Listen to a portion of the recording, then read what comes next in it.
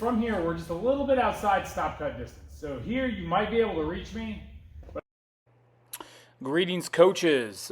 This week we're talking about distance in our learning pod, and so I'm working with Carl here, and we're working on these distance concepts off of a second intention defense action. Carl is very strong on offense, and so I'm working with him on building up his understanding of second intention defense a little bit more. So we're starting with the feint of a stop hit or form of counterattack, and building in the parry post for him. And this is a really good action to focus on edge of the distance because, to be successful with this in the bout, the margin of error for the distance is extremely narrow. And so the fencers have to recognize when they're in distance to be able to make the counteroffensive action, like a stop hit or attack and prep or, base counterattack, or when they need to transition into a second intention action. And I really want to just kind of bring some attention to some of the in-between the action behaviors that I'm doing with Carl.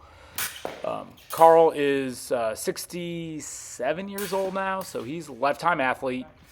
He's a couple-time national champion in Vet 60. He's a world bronze medalist. And so he's got a lot of fencing experience. And the important thing when you're working with athletes with a lot of experience is to create these little problems or tasks for them to solve and focus on the details. His best rep was the one that went out of frame, so, I haven't gotten better at my videoing since last week, unfortunately. But now we're applying this idea over distance. And that rep just there is kind of an important one to recognize that Carl was not in distance to really provoke my attack. He was fading out, and so, I made myself short in that situation. Let's go ahead and look at the timing and the coordination here in slow motion. So this is a half speed. And you notice how I have Carl making the feint, and then there's a small pause. It's really important when you're working with your students that you don't just kind of have them do the feint and immediately go into the parry like a robot. They have to create that pressure and then, get a feeling for when the action starts to unfold. And this is also a really good example of us being, pretty tight to the edge of the distance. And Carl, if he reached or fell over, he could probably hit me, but it's not the action he's supposed to be doing. He knows he's supposed to be in a second intention situation here to provoke my attack so he can set up the parry post. And he's doing a pretty good job here, with that. And I also want to draw a little bit of attention to just taking a little more time in between each rep to make sure your fencer is in balance. And so now we're adding with the steps. And you notice how there I had him do a little bit of a distance reset at the end.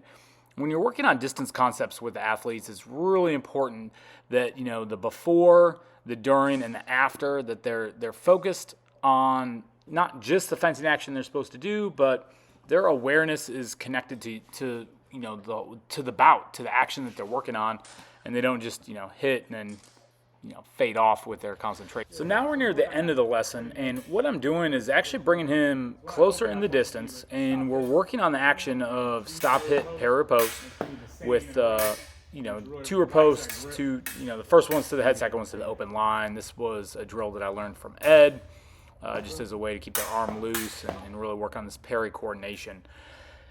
And some of the astute coaches in the group might wonder, man, why are you doing this at the end of the lesson, and why didn't you do this before the tactical part? And something that has been giving me really good results with my athletes recently is alternating between the tactical and the technical, and not just starting the lesson just kind of with this kind of raw technical thing, a little like hand warm up, and then you move into the tactics, and then you're done.